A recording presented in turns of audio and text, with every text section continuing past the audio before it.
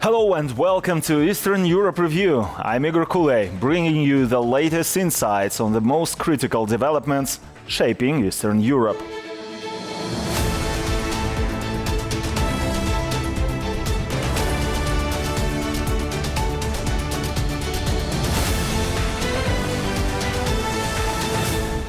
Over the next 15 minutes, we'll focus on key stories from Belarus, Ukraine and Russia. And here is what's coming up in today's episodes.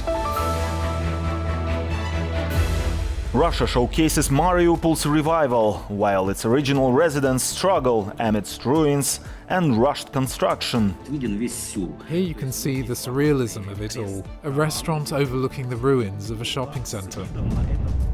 Fear outweighs reason, as Russian teachers blindly carry out a bizarre patriotic act involving tinfoil hats.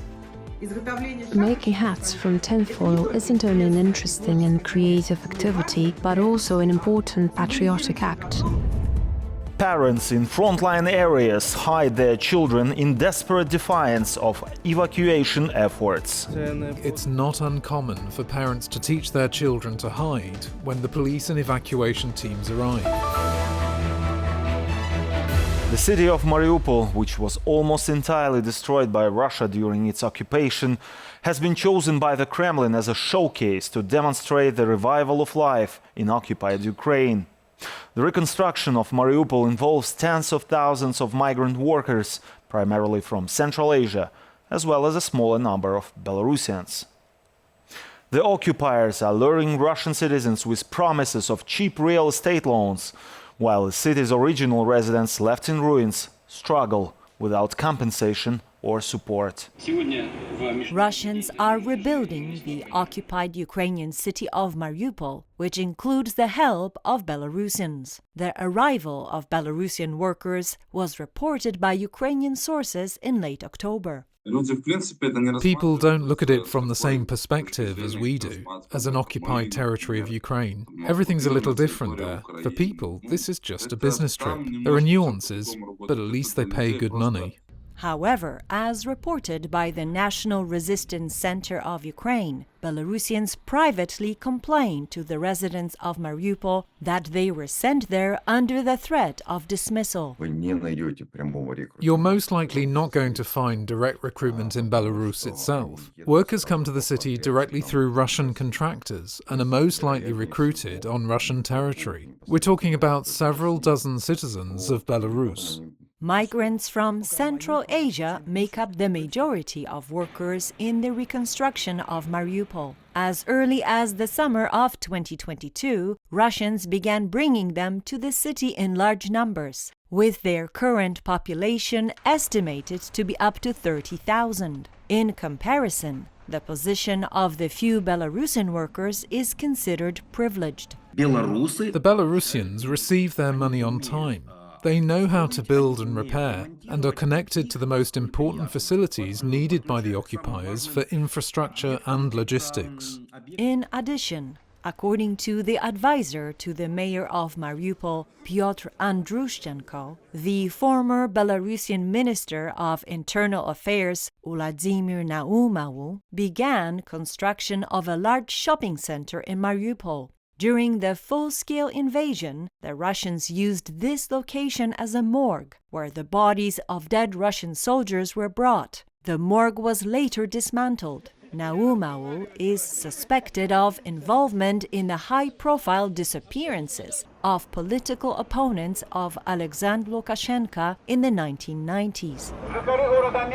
There is indeed plenty of work in Mariupol.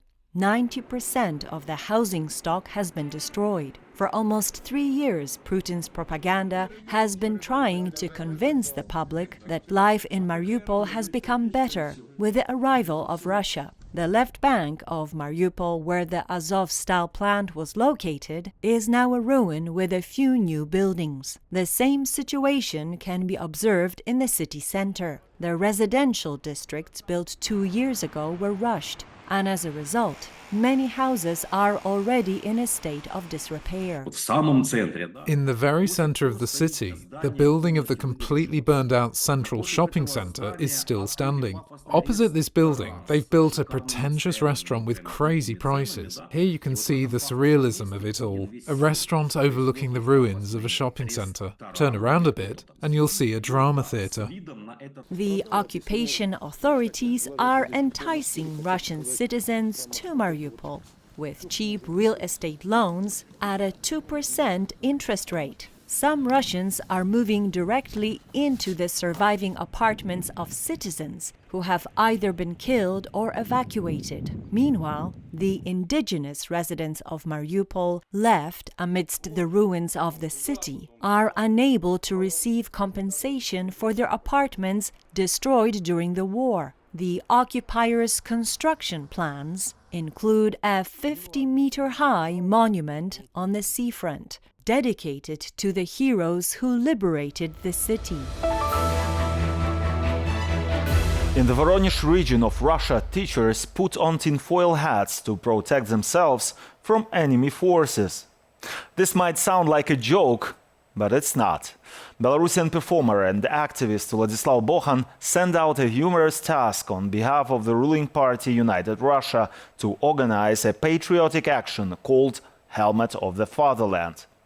Teachers followed his instructions unquestioningly, as the fear of consequences for failing to carry out the task outweighed common sense. A Belarusian performance artist has staged another provocative act. According to our rumour, the evil NATO members are planning to irradiate the Russian people both physically and biologically. Therefore, our teachers must learn to resist this using primitive means of protection, such as tinfoil hats. Vladislav Bohan sent a letter to Russian schools on behalf of United Russia, demanding that they organize a patriotic action. Making hats from tinfoil isn't only an interesting and creative activity, but also an important patriotic act. This is not the first action carried out by the Belarusian artist. Through such initiatives, Bohan examines Russians for the 14 signs of fascism, defined by the Italian philosopher Umberto Eco. The helmet of the fatherland served as a test of the criterion of obsession with conspiracy. I looked at these 14 signs of fascism and thought it would be possible to come up with an action for each one, making it conceptual and resonant. To be honest, I didn't expect them to agree. Bohan sent demands for the Helmet of the Fatherland campaign to approximately 100 schools in the Voronezh region. 7 educational institutions in Voronezh responded to the order sent by the artist, allegedly on behalf of United Russia. In 2 of these schools, children participated in creating the hats. One school submitted an explanatory note detailing why it could not take part in the action. Of course, it was disappointing that they couldn't distinguish a genuine party initiative from an inappropriate joke. However, the artist himself does not consider his campaigns a joke and asks not to refer to them as pranks. I try to make it clear every time that this is something different, but media outlets often use the word prank. Either they are too lazy to figure it out, or the headline is simply more clickbait, or it's a deliberate attempt to devalue the message by hiding its subtext. A prank is supposedly for laughs, but was it funny when we talked about the lists of students to be sent to military camps? In the artist's other actions, teachers have typically followed through with his demands. In February of this year, Bohan similarly persuaded teachers in Russia's Kamchatka region to pray to Stepan Bandera, a Ukrainian nationalist whom Russia portrays as a villain. I've long been appealing to this active, rational minority, urging them not to hold out hopes for mass participation or for a sudden change of heart. The problem isn't even that the majority of people support Putin. This majority is irrelevant. The majority of people are an inert mass that can be pushed around and will do whatever they're told. Teachers have become Bohan's target, as he himself has been qualified as a school teacher and has even worked in a school. On the one hand, a teacher is responsible for the upbringing of a new generation, a reference point and a source of knowledge. On the other hand, they are also an administrative resource for the regime. Since school teachers receive their salaries from the state, they are easily manipulated. As a result, teachers often participate in election fraud and are frequently coerced into joining pro-government actions. The average salary of a school teacher in Russia is about $330, while their workload is extremely high. The teacher shortage in Russia is estimated at 250,000.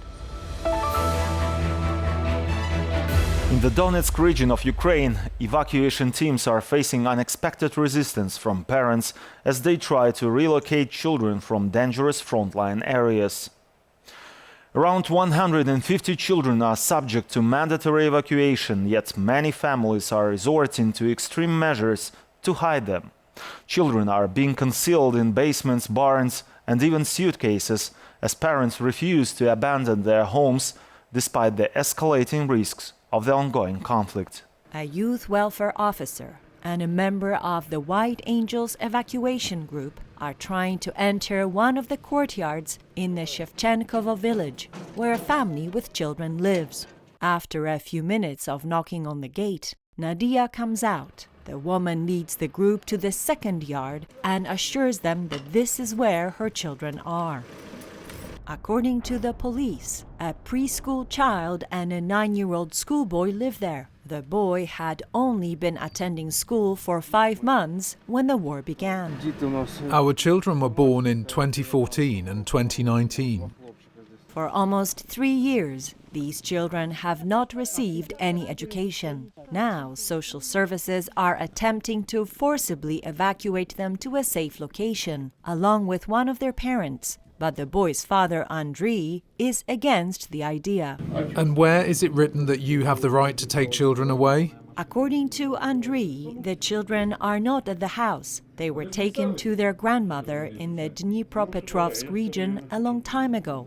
However, Dmitro, a youth welfare officer from the children's department, is convinced they have likely been hidden. Parents resort to such dangerous measures to protect their children and themselves and to avoid leaving their homes unguarded. Unfortunately, it's not uncommon for parents to teach their children to hide when the police and evacuation teams arrive. The children hide all the time while their parents are distracted. They begin searching for the boys in the house, the barn, and the cellar, but they are nowhere to be found. On their way back to the first courtyard, which had initially been difficult to access, Dmitro noticed an open wooden window in one of the rooms. As it turned out, the children had noticed the policeman knocking on the gate, jumped out of the window, and hid so well that even their parents couldn't find them. Nadia calls for her eldest son, Kolya, but he doesn't answer. He and his younger brother have quietly run through the vegetable garden, out of the second yard and into the third, their grandmother's yard. After gathering her son's belongings, taking the necessary documents, and most importantly, dressing the children, Nadia evacuated with them. This is after 3 years of military operation, which has now brought the conflict close to their home. Police officers say it is becoming increasingly difficult to find children left behind in frontline villages in the Donetsk region, as parents are hiding minors in the most unpredictable places. We went into a house and there were many suitcases in the room. We began searching and found the children hidden inside the suitcases, covered with sheets and blankets.